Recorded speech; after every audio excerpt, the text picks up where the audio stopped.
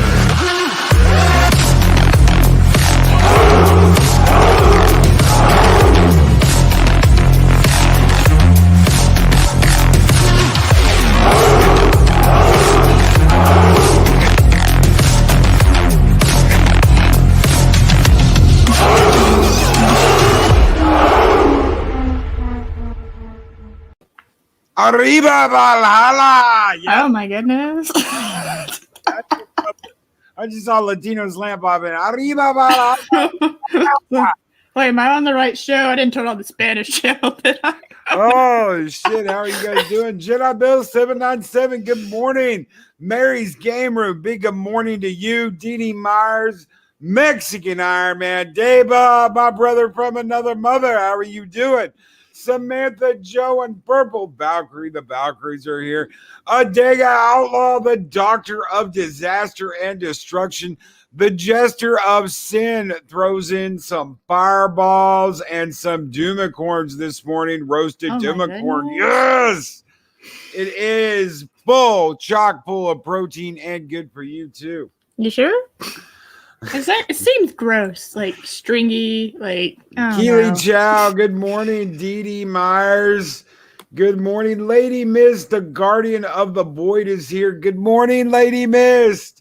Good morning. Hello. Psychodorf 9. Good morning, brother. How are you doing? He's throwing coffee and hamburgers and french fries and bacon and breakfast and eggs and steak. Holy shit. Psychodorf. He is throwing it out. Good morning, Shellback. School, Shellback. How are you doing, brother? Sit room. Sit room. Oh, thank you, brother. Sit room's like, oh, that was an impressive intro. Thank you, brother. I love that intro. I love that intro. I like the music. I like that you changed it up. Yeah, I know. It's like rock, heavy rock, better rock. You like metal, some Scandinavian death metal, and then wow, we got something with the beat. Yeah, it's like that scene in Blade, the club scene. Less blood. Less blood. Less blood. Which club scene? Invade. They're all club scenes in Blade. Sorry, my bad. The first one, the OG. Oh, when they're in the slaughterhouse? Yes. Gotcha. And good morning, everybody. I hope everybody out there is doing very well. Latino Slant jumping on Shellback. Shut up, Shell. Oh my god. Wow, for anything you may say this hour. Wow. Shellback, hi. Shell said Skull Valhalla. Yeah, Skull Valhalla. Oh my god. Yeah, man. All right, okay. I don't get it. Bad Steven Seagal beat up Shazadam. Is that how you say it? Shazadam. Shazadam. That's what I was saying. You have to do it. Shazadam. Shazadam. You have to shimmy your shoulders. Great show last night. That was Eris. That was Thank you. Eris. Yeah, Eris had a great show last night. Thank you. Oh God, Mex and Ironman's throwing the. Oh yeah, they're going after it. They're going after it. That's kind of like what's going on between Kathy Yan and James Gunn over at Warner Brothers. You got Kathy Yan talking about Birds of Prey and Harley Quinn, Harley Kinsman, fabulous, fantabulous. The emancipate. Wait, hold on. Let me get. Okay, hold on. All right. Yeah, you got to see the whole thing. And the fantabulous emancipation of one Harley Quinn. That has to be candidate for one of the worst titles I've ever heard. Has to be the worst title for a superhero movie ever. Mm-hmm. No, I just mean in general. Like, they didn't even try. And then they tried, this is something people forget. They tried to change the name of the movie during its runtime in theaters because it was so bad. Yeah, they just changed to Birds of Prey. Yeah, it was like, no, you can't do that. Fantabulous. Fantabulous. So you got Kathy Yan saying that Warner Brothers interfered on every level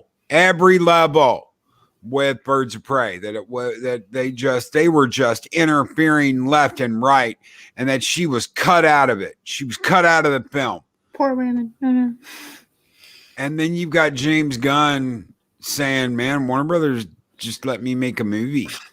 Well, funny. It's funny because like that's so passive aggressive. He's just like, well, I don't know about you, but I mean, I can stand up to the studio and I can do it, whatever. But well, he didn't even talk about standing up to the studio. He just was like, well, they just let me make my movie, man. He was side-eyeing her. Come on, that's classic passive-aggressive talk. Let's see. The Suicide Squad is fully finished and cut, and I made every single choice, and they never once, even slightly, interfered. They gave very few notes. They were usually good and minor, and I took them if I wanted to and didn't if I didn't want to. Warner's was creatively amazing. Now we know that studios interfere. We know that's a fact. What? No. But here's what I don't get in the days of Whammon. Oh my goodness. Wonder Woman 84 got made. Oh, don't remind me. And that was completely her choice. That was completely what's her name's choice? I can't even think of her name right now. She's not really that one bitch, Patty Jenkins. Yeah. Patty Jenkins, thank you. Patty Jenkins got to make her movie. She didn't even edit it that much. She personally edited the film. Oh no. Was completely in control of editing. Jesus Christ. And oh yeah. And Kathy Yan cites that Warner Brothers interfered on every level with the worst disaster besides Wonder Woman. Apparently Wonder Woman 84 number-wise was a bigger disaster. I would say it was just a disaster in general. Birds of Prey managed to eke out a modest $201 million compared to the $82 million budget. Wonder Woman, as we know, did not. Well, no, Wonder Woman and all of its incompetence went out, and I think if I remember correctly, because I obviously don't care anymore, what was it doing? It was doing worst worldwide on the box office than an animated Japanese movie was, like an anime movie in Japan was doing just in Japan. I think it was Demon Slayer was kicking its ass by like millions. And this was like back in December, if I'm remembering that correctly, because it made me laugh. It's like, oh no. Apparently we've got the Slant Brotherhood in chat. Oh my God. The Slantinos. Are you saying that we're being invaded? The Slantinos. Guess who's coming to dinner? Oh my goodness. The Slantinos are coming to dinner. Oh yeah, Chris, I saw about the Riri Williams movie. Yeah, I saw a little bit about that. They So made her gay, by do the you way. know that Just, the you can do that David now. Ayer is getting his cut of Suicide Squad? All right. Well, it better be good. So, Well, that movie was cut to shit. it was like half. What was it? What did Jared Leto said that his half of at the least footage with him. yes, at least half of his scenes were completely cut out of it, which Yeah. I would believe because they sold that movie on the Joker being the main villain, not Enchantress. So I don't. And she didn't do a good job. So. Well, Birds of Prey also got the luck of the draw and didn't release in the middle of the pandemic. Well, we didn't really know, or you can say we did, but I mean, back then, I at least didn't know, and majority of people, I would say, didn't really know that this was going to happen. So, I don't know. I can't really judge Birds of Prey against other movies that came out, I guess, because, well, I mean, it was like one of the only movies that came out pre-pandemic. And no, I don't care what they say. The streaming directly to streaming is not going to work. I think Milan pretty much sold that as a thing. So they didn't pay attention to Milan. They didn't pay attention to what happened with Mulan. That this whole you can't release something on a streaming service and expect it to do anything that it would have done in theaters. And but Wonder Woman would have failed in theaters anyway. Oh, it would have. No, yeah, 100%. Yeah. Oh, hi, damn! Somebody I haven't seen in the chat in a long time, Chefzilla. Hi. Oh no, I don't want. Sorry, I just saw that you put up X and Iron Man's. Oh, I don't want Miss and Iron Man whispering. Don't whisper. No. Enchantress.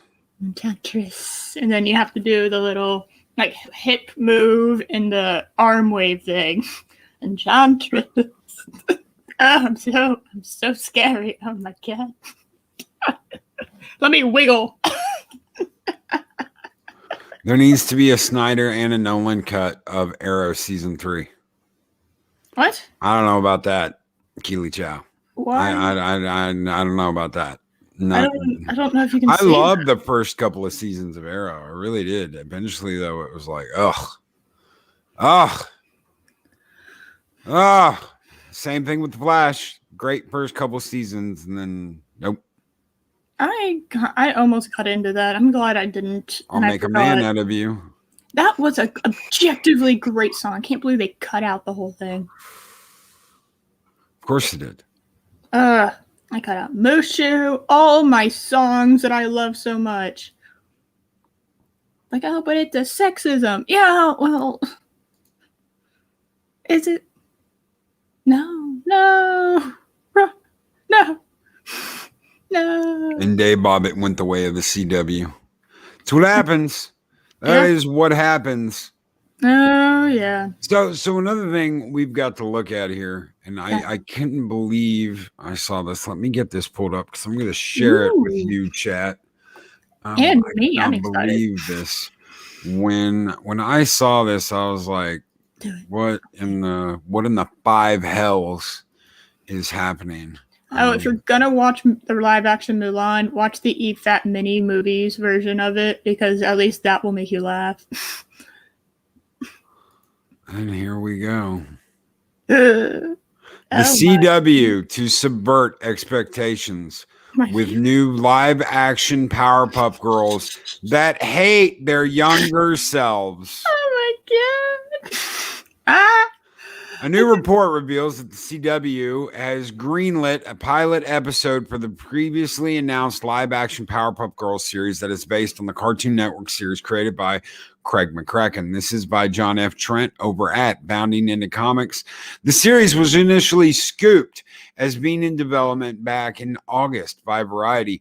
In their write-up back in August, Variety revealed, I'm tongue-tied this morning, the show will see the Powerpuff Girls as disillusioned 20-somethings who resent having lost their childhood to crime fighting.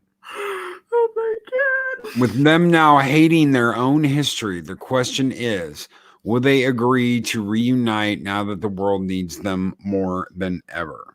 Oh no. They hate themselves and they hate what they did.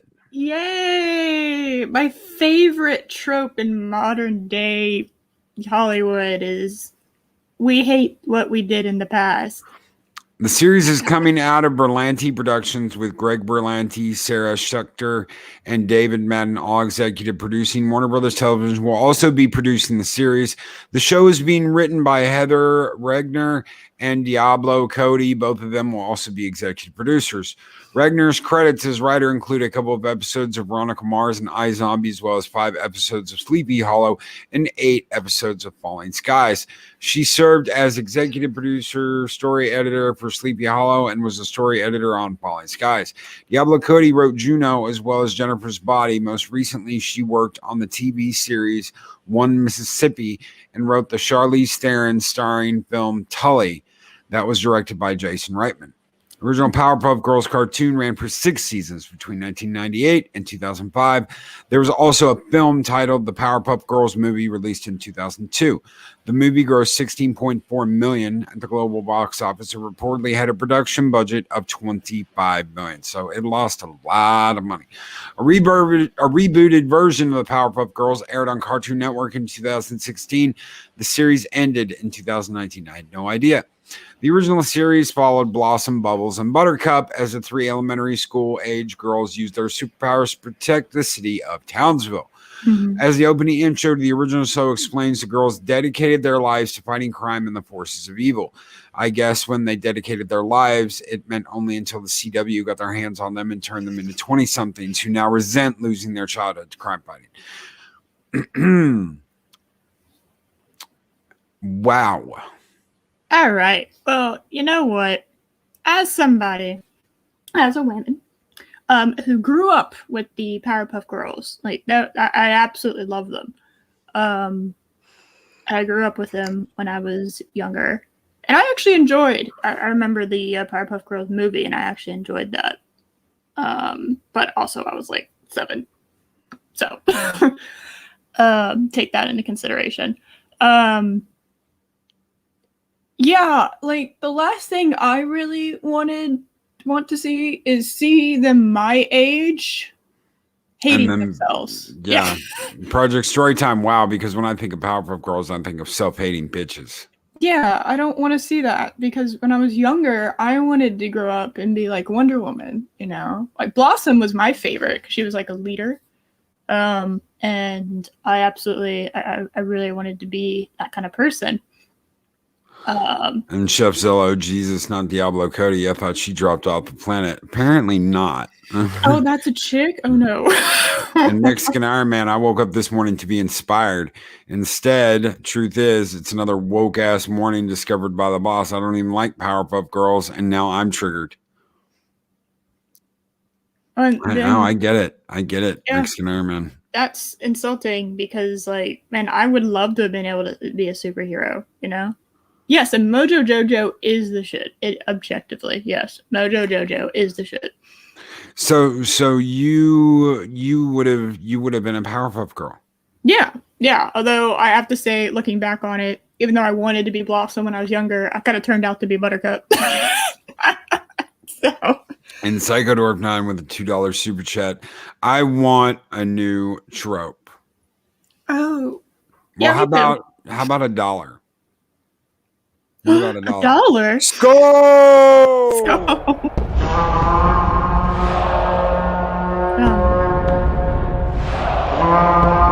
I've never seen $1. Nobody's got $1. Let us see $1. There it is. It's beautiful. Take your hat off, boy. That's $1 bill.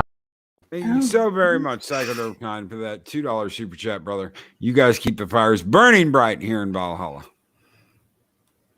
I don't get it. I don't know why. Why would people watch that show? Okay, you grow up, you were crime fighting superheroes basically when you were younger, and you're in elementary school, and you're outsmarted, and you outsmarted all these villains, and you saved the city, including your father. Good father, single father, by the way, fun fact. I bet they're going to turn the dad into, this awful asshole, because we can't have things with good dads anymore. And you're going to turn them into, they just hate themselves. Yeah, that's what I want to see. That's what I want to see on my screen, is people hating themselves. I don't want to see something that inspires me and to be better, to do better, to love myself and to accept who I am, all my flaws, and then to grow too, I don't want to see something like that. I want to see a bunch of self-hating bitches. Yeah, just like Josh said. Yeah, that's what I want to see. Yeah. Yeah, good plan. Yeah, I don't see this backfiring whatsoever. Because obviously I am part of their target demographic, and they can go fuck themselves for thinking that I want this in my life. Mexican Iron Man has a script idea. Powerpuff Girls fast forward to their 40s when their stunning and brave, self-hating, man-hating views find them single with no kids, with 10 cats each, but all 3 splitting rent in a trailer park. Don't give them ideas. Don't give them ideas. And yes, the professor was a white male. He must die and be awful now. Yeah. Hollywood objective: destroy all heroes. Yeah, including now the women. Apparently that women narrative was short-lived. So. Positivity is for suckers. Yeah, we went down the, kind of the darker path, the more realistic, grim dark kind of way of looking at things on TV. And I think, especially considering this pandemic thing that's been going on, that people just don't want grimdark anymore. I think that as a genre has kind of run its course, but they don't seem to realize that. And I think people really just want positivity again. The hero's journey. My God. Yeah, but that's for suckers. Okay. Well, I guess I'm a sucker then.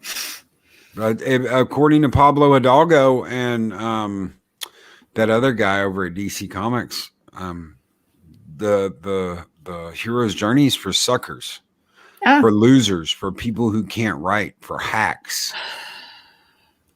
Yeah, well, until they can prove that they can write without using the hero's journey, then I don't think that they have any room to criticize the hero's journey, because they have yet to prove to me that they can write good without it. So hero's journey isn't just like Lord of the Rings. That's not what the hero's journey is. The hero's journey is kind of like pretty much almost every good work that involves some kind of quote-unquote protagonist hero. Oh God, why? Ladies and gentlemen, why? I just thought I'd share this with you. For those of you who don't hang out with us on Comic Book Tuesdays, this is the new She-Hulk. That's right, She-Hulk. Yeah, not the Hulk. That's not the Hulk. That is the She-Hulk. Yeah, speaking of things that they can't do right, apparently they forgot how to draw a woman with muscles. That looks like the Hulk. Yeah. That is the She-Hulk. Mm-hmm. Yeah, no, that's the girls. Oh, look, Miranda's butt. We talked about that Monday. Oh no.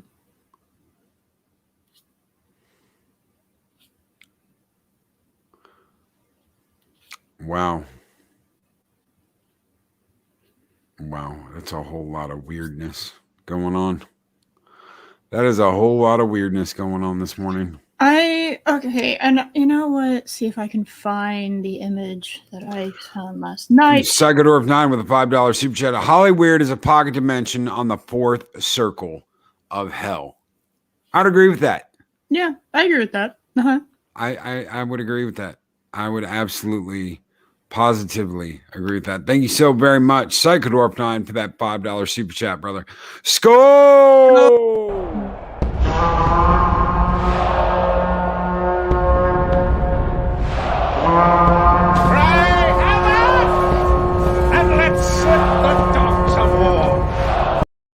It's ma'am. Oh no, that meme will never die. I swear to God.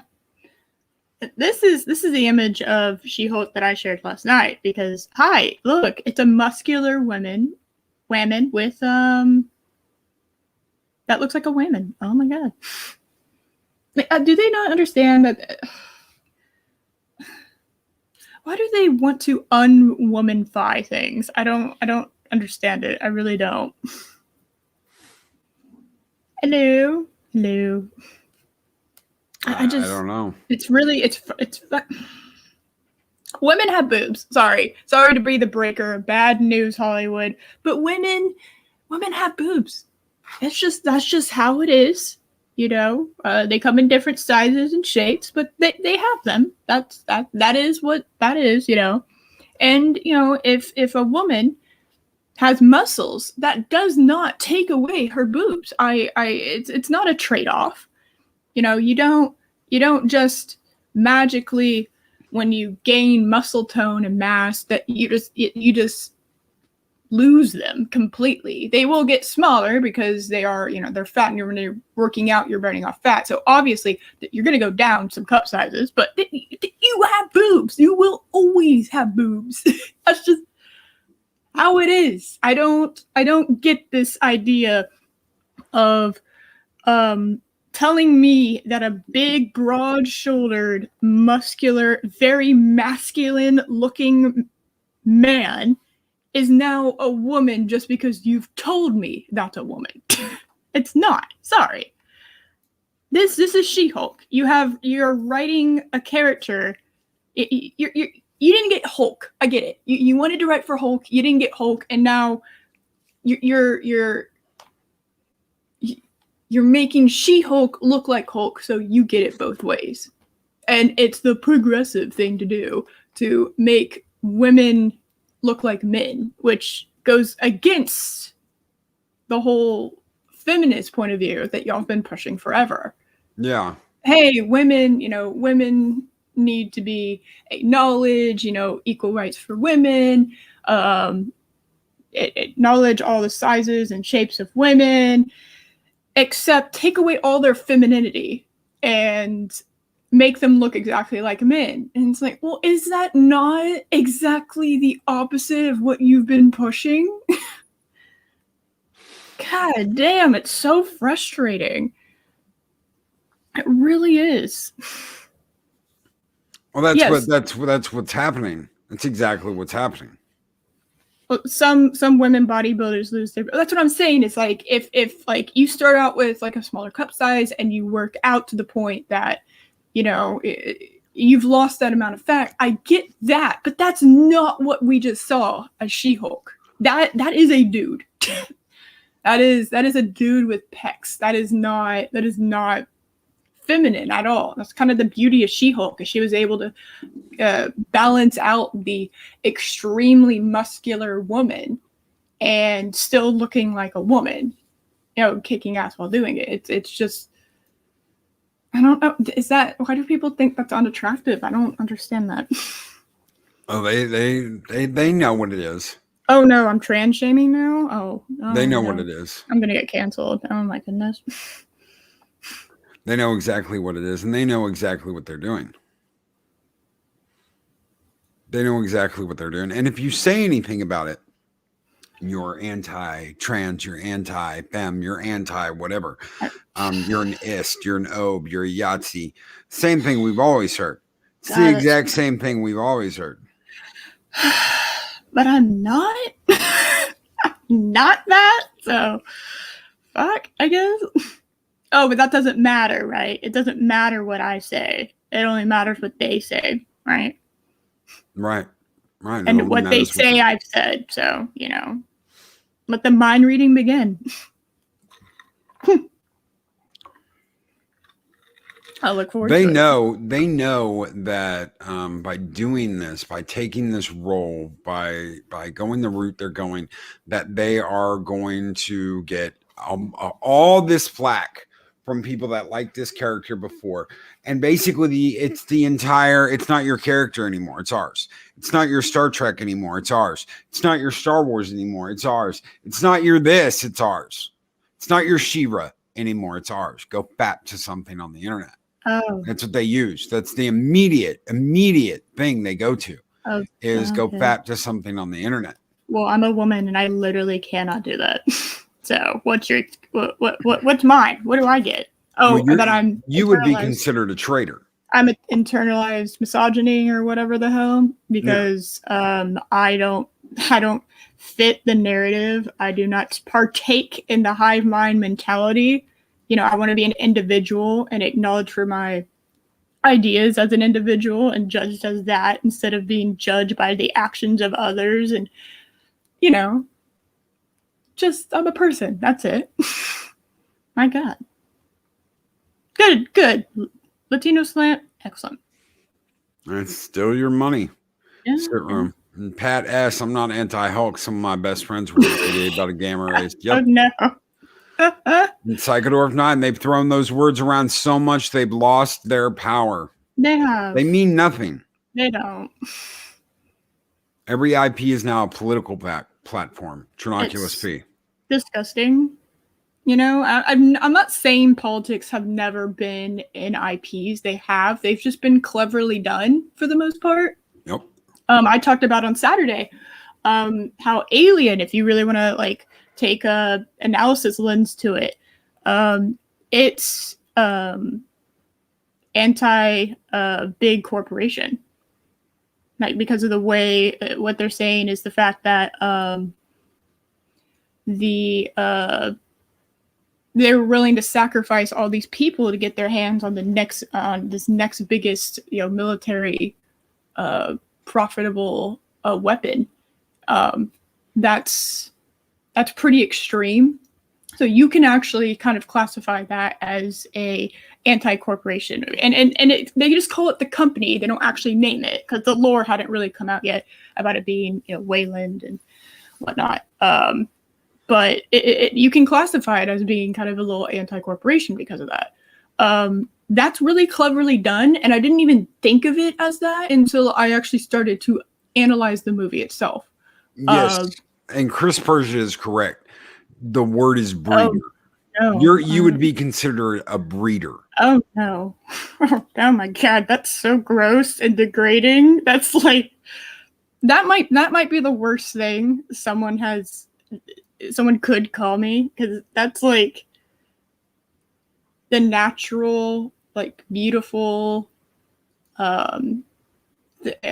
birth is very natural and very beautiful. It's you know, the circle of life kind of it is, you can say it's an act for God. It's a beautiful thing that a woman can do, and to just be degraded as a breeder is gross.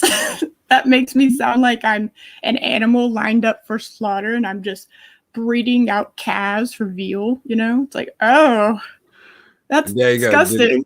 Did any of you who read my book notice any politics in it? It was full of it, and I bet you never even noticed them. Well, because you're a clever writer, Adega. You're very intellectual, and you know how to write things properly. So we need more people like you.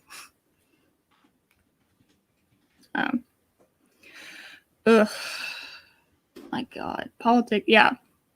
People that know what they're doing can. Oh my God. Yeah, people who know what they're doing. Oh my God.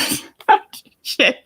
Everyone's calling themselves breeders now. Shit. Oh my God. Yeah, no, I hate this idea that I hate this idea that politics can't be cleverly written into things. You know, it's not that they weren't there. If they were there, then they were. It was just really intelligently written, and that's something that's missing because we're just celebrating mediocrity all the time now. It's Like, oh my god, it was subpar. You did great, honey. It was so amazingly subpar. You did it. It's like, well, like, I'm sorry, but I like to shoot for the stars. I like to do my best, and I like to go over and above. You know, I've been called an overachiever for the majority of my life. No. I take great pride in that because that means that I do more than just the average person. And to then see that if I don't get celebrated for like an amazing accomplishment, but somebody gets like all the awards because they did something like like meh, like whatever, like okay, or that barely hit the mark of all right. It's like, well, like, you're peddling nonsense and just putting it up on this pedestal of it being the most amazing thing ever. It's like, okay, you lower your standards enough, then the bad becomes good, and nobody wants to strive for being good because no one celebrates them for doing that. How's it going, Mr. Zod? How are you doing, brother? Hello.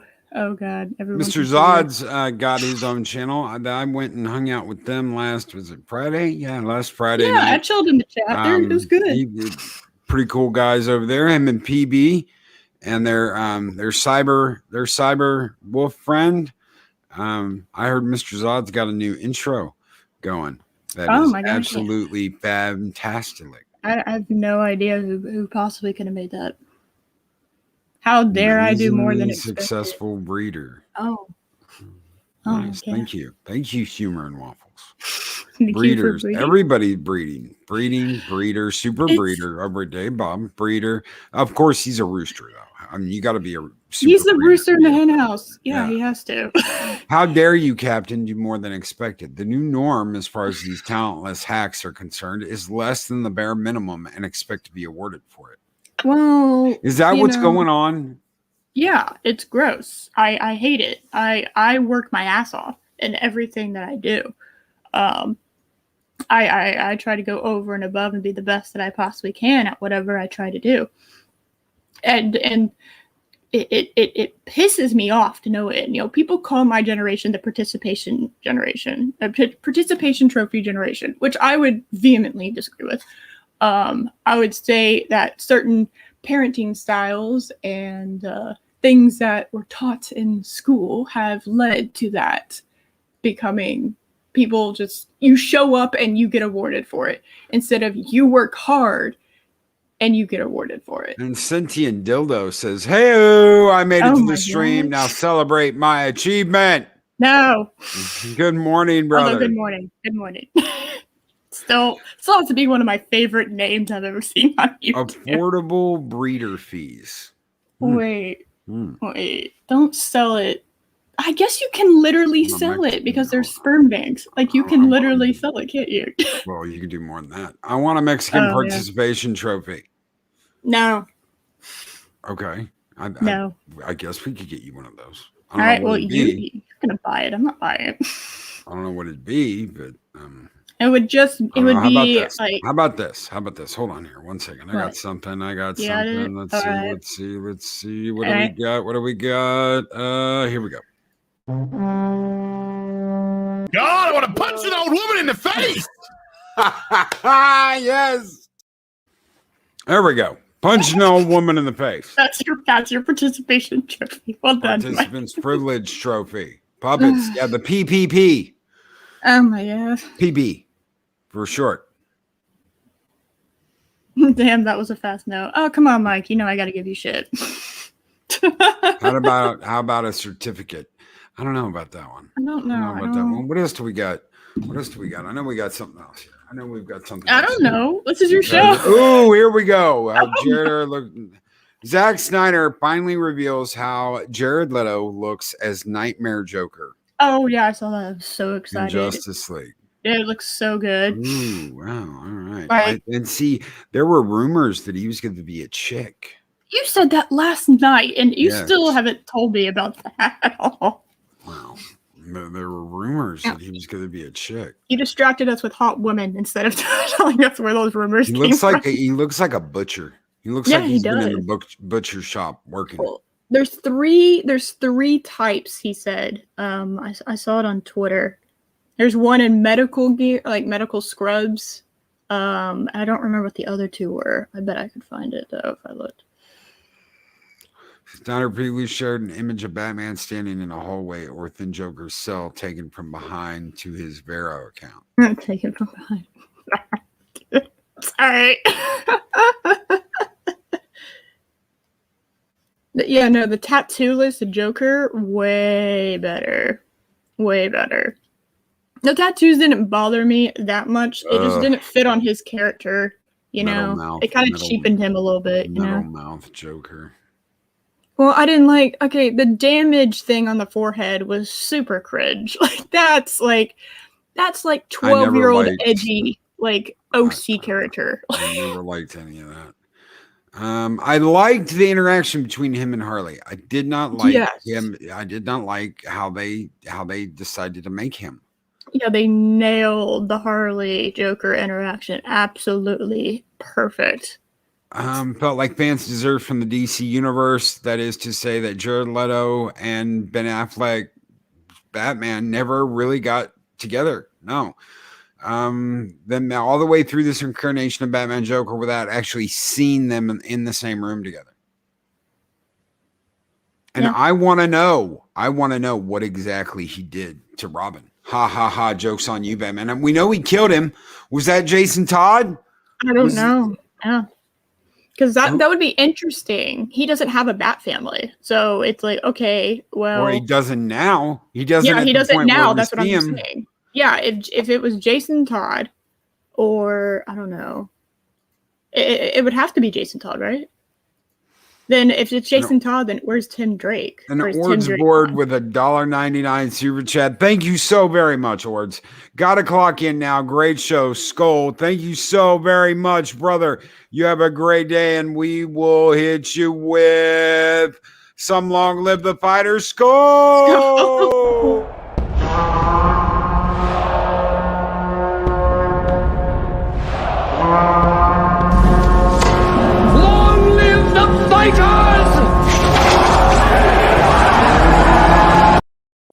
Thank you so very much, Ordsboard. You take it easy, brother. Have a great day. And Sentient Dildo, isn't Leto now a cult leader of some sort? Makes sense. It would. I don't. Okay, so let me see. There's an asylum patient look. He'll be supporting a bullet, and then there's three looks. So the asylum patient look, which is the one that we have now. Then one of the other ones is supporting a bulletproof vest with the badges of his GPD victims, and then a surgical mask and scrubs. So those are the three different looks in the Snyder Cut that Zack Snyder has apparently confirmed via Vanity Fair. So that's and a cup of coffee to Eris of Chaos and myself from Mexican Iron Man with $3.99 super sticker. Thank you very much. Mexican Iron Man will leave you with some Spartan Skull. Oh.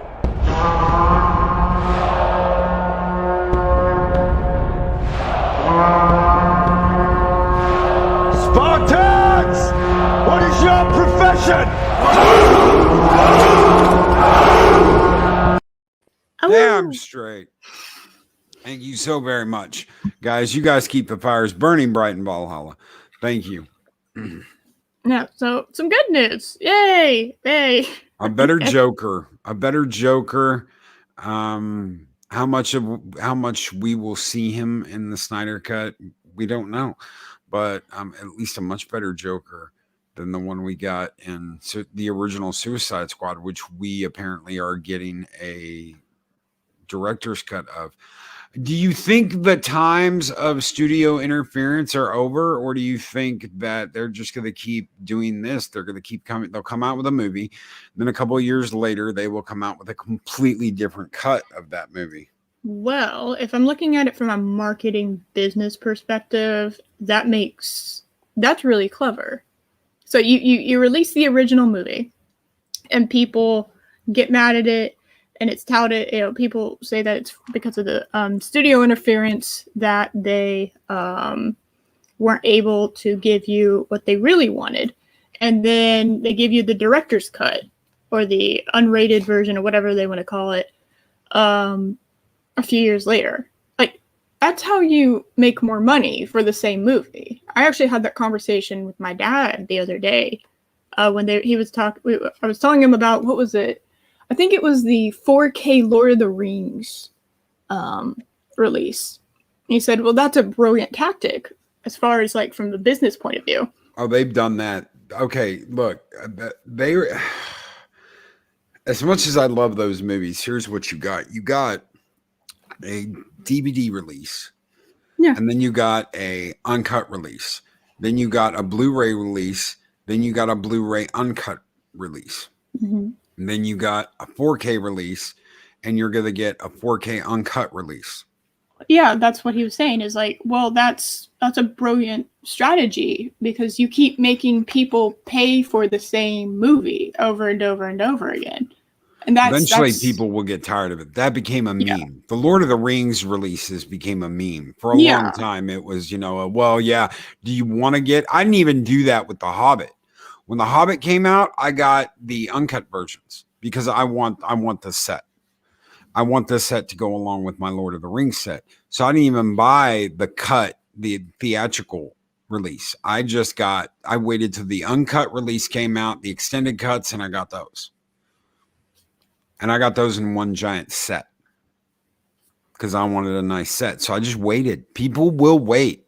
You've got streaming services now. You don't have to go out and you don't have to buy the movies on release. All you got to do is wait now. You just have to wait till they come out with the edition that you want and buy it.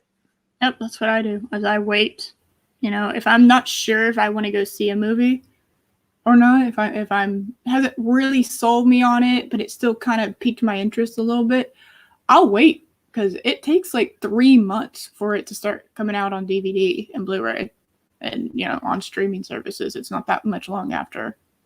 So they basically, they were cutting out theaters long before the pandemic happened. So. In Psychodor of 9, I don't bother with theatrical cuts. Depends on the movie. Not a lot of people are buying. I think the last time I bought a movie, I bought a Blu-ray.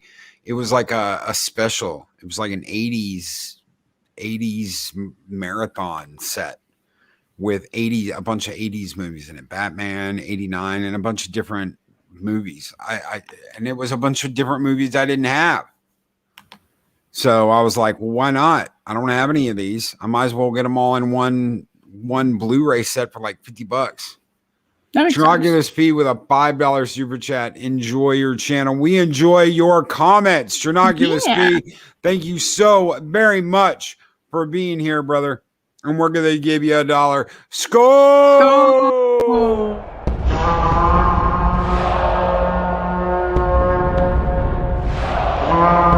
A dollar? I've never seen a dollar. Nobody's got a dollar. Let us see the dollar. There it is. It's beautiful. Take your hat off, boy. That's a $1 bill.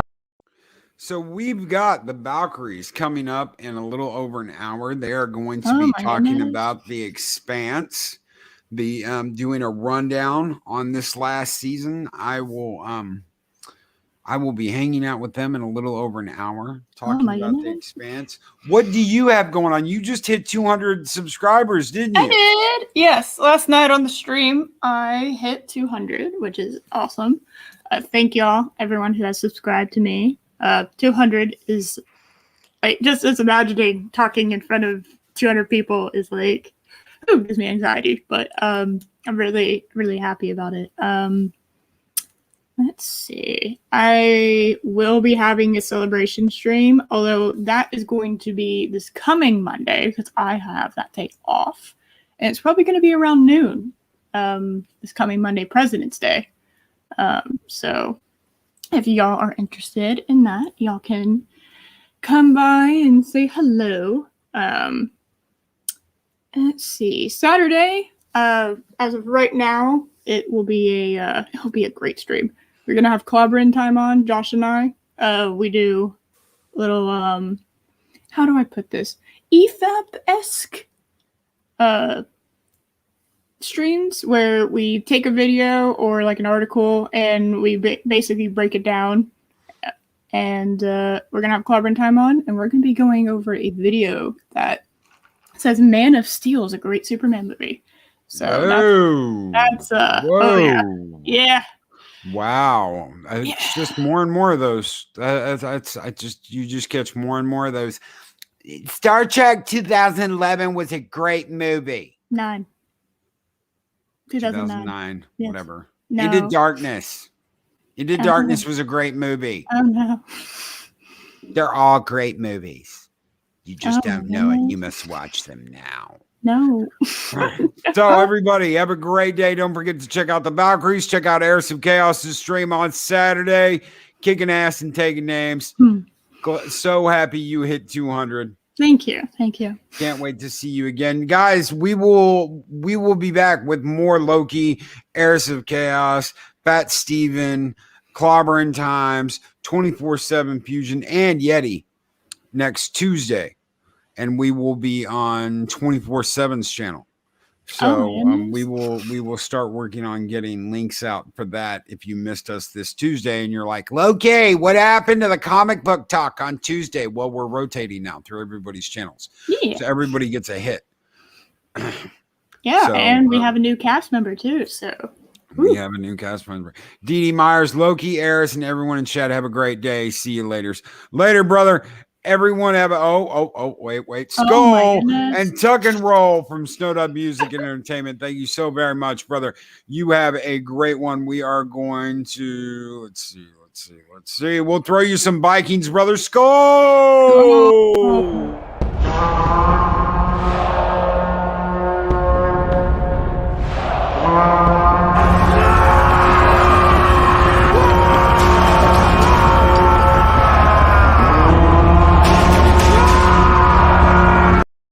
Skull and Tuck and Roll. I'm going to give you guys a temporary outro. It is not finished yet. I'm still working on it, but everyone have a great day. Thank you so much for being here, and we will catch you guys later. Bye.